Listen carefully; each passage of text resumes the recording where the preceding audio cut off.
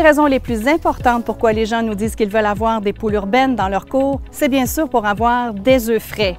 Et rien de plus agréable que d'aller les chercher soi-même dans son pondoir.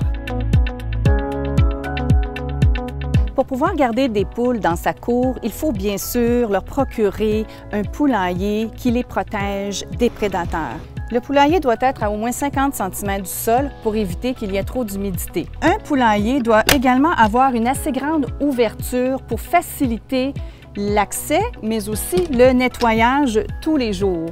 Tous les matins, vous devez venir enlever les fientes, les petits cacas de poule qui se déposent sous le perchoir durant la nuit.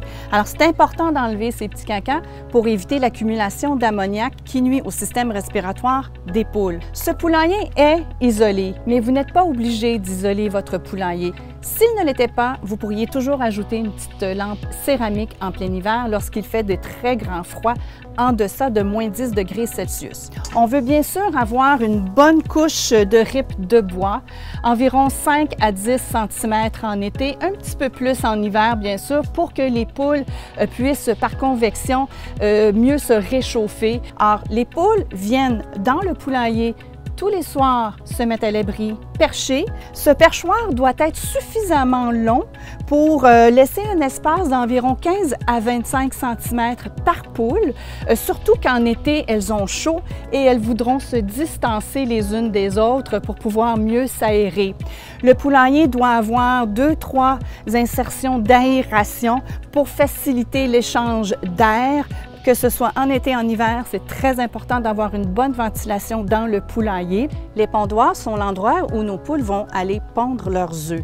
Avoir 2 pondoirs est suffisant pour 5 poules, en autant que nous n'avons pas des poules couveuses, comme certaines poules de race. Alors, c'est important d'avoir des pondoirs toujours bien propres. On leur met de la bonne ripe de bois. Il faut s'assurer que cet endroit demeure très propre pour que nos œufs soient propres également. Et le soir, j'aime bien sécuriser les pondoirs pour m'assurer que les prédateurs et certainement les ratons laveurs ne puissent pas atteindre ni les œufs ni nos poules. Je me trouve présentement dans la volière. C'est l'endroit où les poules vont passer la majeure partie de la journée, surtout en hiver. C'est important que la volière ait un toit bien couvert pour protéger des intempéries et aussi des contaminations croisées des petits oiseaux sauvages et migrateurs. La volière doit être pourvue d'un grillager très solide, jamais de broche à poules. Ce n'est pas assez résistant contre les prédateurs.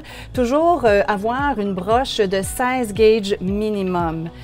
L'hiver, on pourra donc compléter l'isolation en mettant tout simplement un plastique qu'on va brocher tout le tour ou un panneau rigide ondulé que l'on va installer pour couper le vent et l'humidité.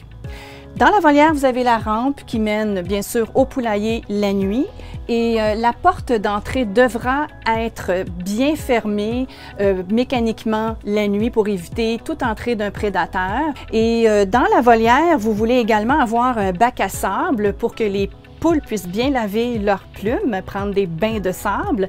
Se retrouve également dans la volière l'abreuvoir et la mangeoire pour bien sûr pourvoir à leurs besoins alimentaires.